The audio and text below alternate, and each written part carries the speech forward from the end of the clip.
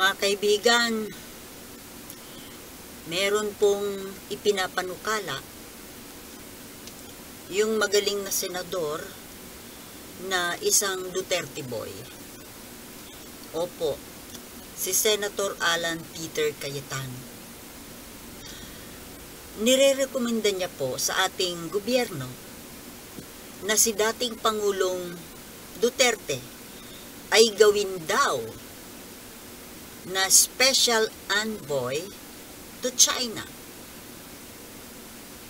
So, ipinapayo niya kay President Bongbong Marcos na gawing opisyal ng gobyerno natin ang dating Pangulo Duterte at gawin ang isang napakaselan na papel. Yan ang isang maging connector, speaker, promoter ng China dito sa Pilipinas. Ang tanong lang, yung Pilipinas kaya i-promote niya sa China? Kagaya ng ginagawa ngayon ni Pastor Kibuloy through his partnership with the Chinese government television na nag-umpisa na po. Yung unang palabas po niya siguro yung unang kanilang content ng television station nila dito na lahat ng magagandang bagay tungkol sa China ay ipapalabas dito sa Pilipinas para mapanood ng mga kababayan natin. At maitatanim sa isip ng mga kababayan natin na lalo pat madaling mapahanga. Kita mo yung nangyari dun sa yung Meteor Garden, yung mga telenovela na Korean, Taiwanese, Chinese, madaling ma-inlove dyan ang mga Pilipino. Tapos pag tayo binahana rito ng mga palabas, only magagandang palabas ng China, ay mai-inlove yung mga kababayan natin sa kulturang China, and also, of course, the government of China. Brainwashing. Tayo pa namang mga Pilipino madaling ma-brainwash. Lalo pag dinaan sa mga drama, mga palabas sa telebisyon. Madali. Hanggang sa darating ang panahon na ang mga kababayan natin na ang magmamahal sa China at makakalimutan na yung interest ng sariling bayan. Di po ba? Ngayon, balik tayo doon sa ipinapanukala ni Sir Alan Peter Cayetano. Ito naman po ang masasabi ko. Gagawing special envoy si dating Pangulong Duterte para mamagitan back and forth, magbalita nang galing sa China papunta rito, and then magbalita from here to China. Ang tanong, magbalita kaya siya ng totoo? Katotohanan kaya ang mga maririnig natin sa kanya? At yung mga ipaparating niya doon? Di nga ba? Yun lang na pagpunta niya sa China nung just recently na nakipag-meeting siya kay Xi Jinping na hindi man lang nagpaalam sa atin at ngayon bumalik na rito ni hindi man lang magkwento kung anong napag-usapan nila. Dapat naisip niya yun. Kung matino po ang isip niya ni dating Pangulo, dapat man lang bumusi naman lang siya. Hoy, bonget, pupunta ako sa China, mangangapit bahay. Makikipagtsikahan ako kay Xi. Hayaan mo, pagbalik ko rito, ikukwento ko sa iyo kung ano na pag-usapan namin. Pero sa kamalasan, di po ba?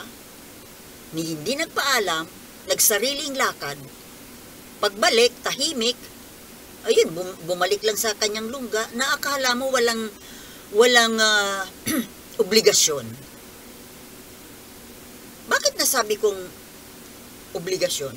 May obligasyon po siya na mag-report.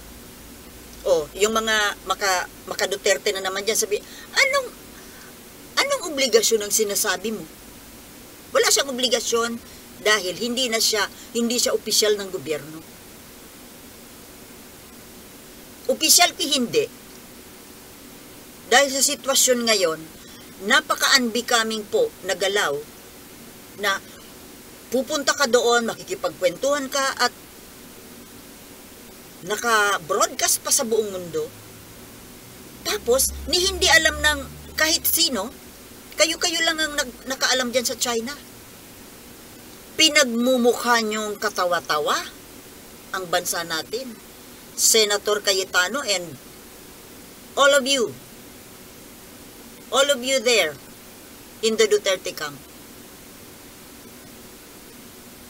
Ginagago ninyo ang Marcos administration. Ginagago ninyo ang taong bayan. Kung kumilos kayo, parang kayo pa rin ang namamahala. Ginagawa ninyong katawa-tawa yung Pangulo natin. Ginagawa ninyong binabaliwala. Ginagawa ninyong walang kwenta.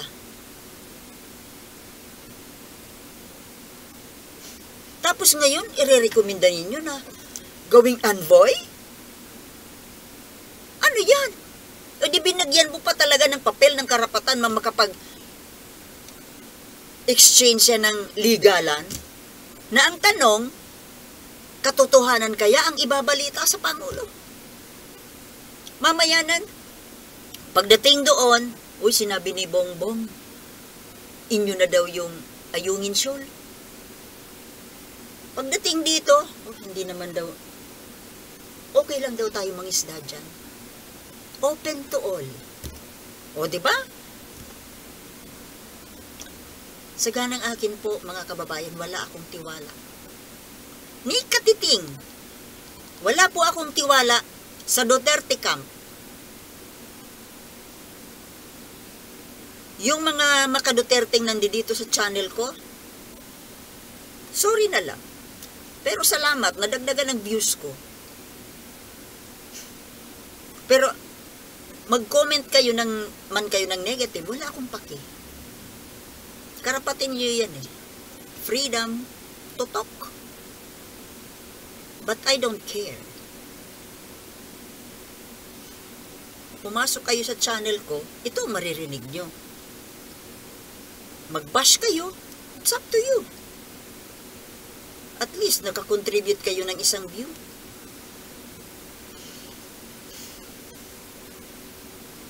Kayong mga nandyan sa kampo ng Duterte, wala kayong malasakit sa bansa. Hindi ko maintindihan kung nasaan ang pagmamahal ninyo sa bansang Pilipinas. Binabaligtad nyo pa na itong kumakampi sa relasyon ng Pilipinas at Amerika, kami pa ang tinatawag ninyo na balasubas. Kayo ang makabayan, kami yung hindi. Tingnan mo na nga kung ano nangyari. Unti-unting inaagaw lahat ang teritoryo natin dahil dyan sa pakikipagkaibigan ninyo. Pero ito patuloy pa rin kayo. At ipinopromote nyo pa ang China dito sa mga kababayan natin. Gusto nyo pang ma-inlove kami dyan sa kaibigan nyo. Sana nga, I just wish na by 2025 ay walang lumusot sa inyo. At mas lalo na sa 2028. Ako, wala akong katiwa-tiwala. Ewan ko po sa inyo, mga kababayan. Kawawa po ang Pilipinas kapag may mga nanalo pa na mga PDP laban na mga dilawan na walang pagmamahal sa sariling bayan. Ang minamahal nila ay ibang bayan. Gets nyo po mga kababayan? Ang mahal nila, China, hindi ang Pilipinas. Ang Pilipinas, tungtungan lang ng paa nila. May matungtungan lang ang paa nila. Pero yung interes nitong lupa na tinutungtungan nila, wala silang pake. Magkano ba? Magkano kaya? Magkano ang ipinangako? Alam mo yung China, talagang well-known yan sa bribery. Mula pa po noong unang panahon, nung panahon ng Kastila, kaya sila namayagpag dito sa Pilipinas, dinadaan nila. Sila po ang nagdala niyan dito sa atin, ng ugali na yan na magsuhol sa mga opisyal ng gobyerno. Kanila pong kultura yan na dinala dito sa atin. Kaya itong bansa natin, binayo ng iba-ibang kultura. Mga masasamang kultura. Yung masamang kultura na dala ng China dito, at yung masamang kultura na dala ng Kastila dito sa atin. Kaya ganito po ang pagkatao ng Pilipino eh. Parang hindi na po kilala ang talagang totoong pinanggalingan. At nagpapatuloy. Nakakalungkot ang kalagayan ng bansa natin. Iba-iba. Dalawang nag-uumpugang bato, itong kampo ng Duterte at kampo ng Marcos. Dati, Marcos Aquino. Ngayon wala na yung Aquino. Marcos Duterte naman. Parang mas malala po ito. Kasi dati, yung Aquino, ang kinakapitan lang yung taga dito sa loob. Kapwa Pilipino, taga dito sa loob ng bansa. Ngayon, ang kinakapitan, taga ibang bansa. Taga labas. At ipinamimigay tayo. Yan po ang isipin natin mga kababayan. Mistulang ipinamimigay po tayo sa China. At gusto nilang dalhin dito sa loob natin ang kultura at ideolohiya ng komunistang China. Yan ang gusto nilang dalhin dito sa atin. Mga kababayan, pakishare lang po nitong pinag-uusapan natin sa inyong mga kamag-anak, sa inyong mga kaibigan. Seryoso po ito mga kababayan. Seryosong usapin itong ginagawa ng kampo ni Duterte dito sa ating pamahalaan. At nakakatakot po kapag maagaw ng Duterte ang pamahalaan sa Marcos. Nakakatakot. Sinasabi ko po sa inyo. Dahil baka matuluyan ng gawin tayong probinsya ng China. Parang Taiwan. Ganun ang tingin sa atin ng China, para tayong Taiwan. Hindi lang Taiwan ang gusto nilang mahugot uli. Gusto rin nila tayo. Gustong-gusto nila ang Pilipinas. Kasi ang yaman-yaman ng kalupaan natin. At ito nga po ang bakod na nakaharang sa kanila papuntang Pasipiko. Palabas ng Pasipiko. Kaya gusto nila tayo. Ngayon ang hindi ko maintindihan dito sa mga opisyal natin, kapwa nating Pilipino, ay kung bakit nagagawa nila na magpauto maging tuta ng China. Ako ano man sa akin, matanda na ako. Nagbibilang na lang ako ng ilang taon dito sa buhay ko sa mundo. Ang nakakaawa, yung mga susunod, may mga maiiwan pa akong kamag-anak. May mga pamangkin ako. May mga apo. Kung ako hindi ko nadadanasin yon, malapit na ako sa finish line. Eh yung mga bata pa, na mahaba pa, sorry,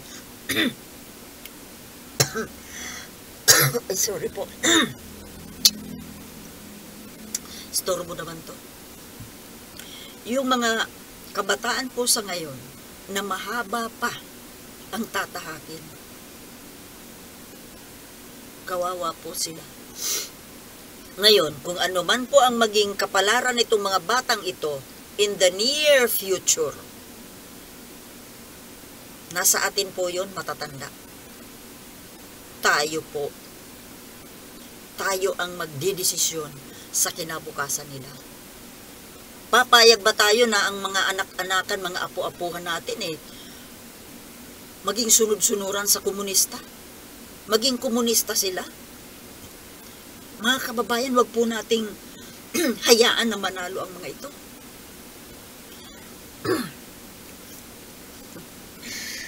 Ako, pasensya na po. Medyo maano yung lalamunan ko, kaya ituloy na lang po natin ito sa mga susunod. Pahinga ko muna ang aking lalamunan. Maraming salamat po at see you in my next video.